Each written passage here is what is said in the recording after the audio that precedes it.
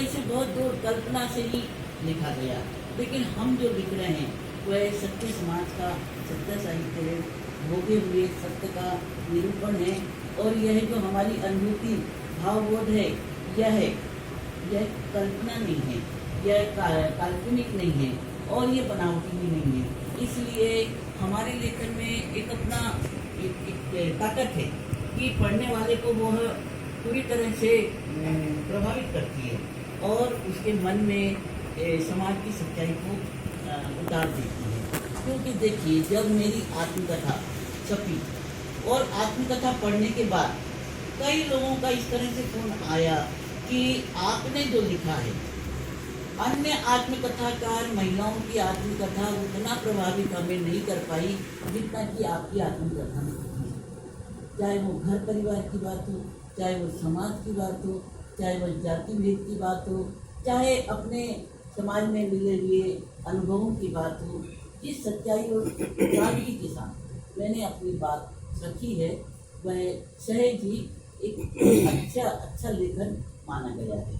2011 में वाणी प्रकाशन से शिकंजी का दर्द किताब का प्रकाशन हुआ और इसी किताब को प्रलेख प्रकाशन, जिसके प्रकाशक हैं जितेंद्र पात्रो, उन्होंने पेपर बैग में इसको छाप दिया है। और मेरी संपूर्ण किताबें, जैसे कि 4 कहानी संग्रह, अनुभूति के घेरे, टूटता बहन, संघर्ष और जरासंध, चारों कहानी संग्रह की कहानियों को कथा रंग नाम से छाप दिया है। तीनों उपन्यास, वह लड़की, नीला आकाश और तुम्हें बदलना ही होगा, तीनों उपन्यास को उपन्यास त्रयी के नाम से प्रकाशित कर दिया है। और इसी तरह संपूर्ण कविताओं को, उसमें से कुछ 30-35 कविता छूट गई हैं जिसको वो बाद में ऐड कर रहे हैं।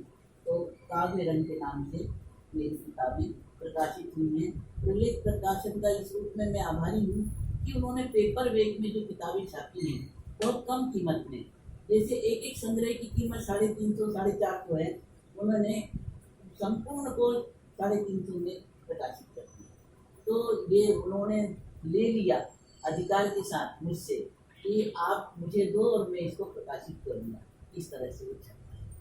तो यह अब सही रूप में पहुँच रहा है, लाइब्रेरी संस्करण भी जाएंगे, क्योंकि जब तक समाज में पाठकों को जानकारी नहीं है कौन क्या लिख रहा है, तब हम कितना भी लिख लें घर में बैठकर, वह लोगों तक पहुंचता नहीं है, उसको चर्चा नहीं होती है। और विशेषकर दलित साहित्य पर तो यह होता रहा है कि चर्चा कम ही होती है या मात्र छोटी टिप्पणी करके छोड़ दिया जाता है कि अरे इसमें क्या है, कोई धर्म की बातें हैं, वही अपने जाति भेद और मान अपमान की बातें हैं, इस तरह से भी छोड़ा जाता है। क्योंकि अभी मैं देखती हूँ जिनको बड़े स्थापित और बड़े साहित्यकार कहा जाता है, उनकी रचनाएं भी बहुत सिंपल होती हैं, लेकिन उनको इतना उठा दिया जाता है कि जैसे उनका जोड़ी का उनके बराबर का कोई है ही नहीं, इतने स्थापित तरह स्थापित हो जाती हैं। तो वो गलत बात है। हमें अच्छे समीक्षक चाहिए, हमें अच्छे पाठक चाहिए, हमारी वेदना, हमारी समस्याओं को समझने वाला समाज चाहिए, तभी हमारा लेखन सही रूप में मूल्यांकन पा सकता है।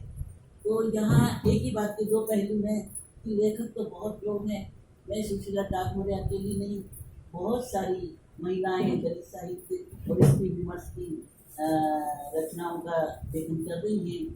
तो दिल्ली में ही अनिता भारती, रजनी तिलक, हेमलता महेश्वर, रजनी बिसोदिया, जगत रानी और भी पूनम तुसामन, कौशल पवार, ये बहुत सी लेखिकाएं हैं जो लिख रही हैं, यूनिवर्सिटी से जुड़ी हैं, समाज से भी जुड़ी हैं। तो लेखन स्त्री विमर्श के रूप में, दलित साहित्य के रूप में हो रहा है। मेरा लेखन कैसे शुरू हुआ? क्योंकि मेरा जन्म मध्य प्रदेश में हुआ, जहाँ मैं 19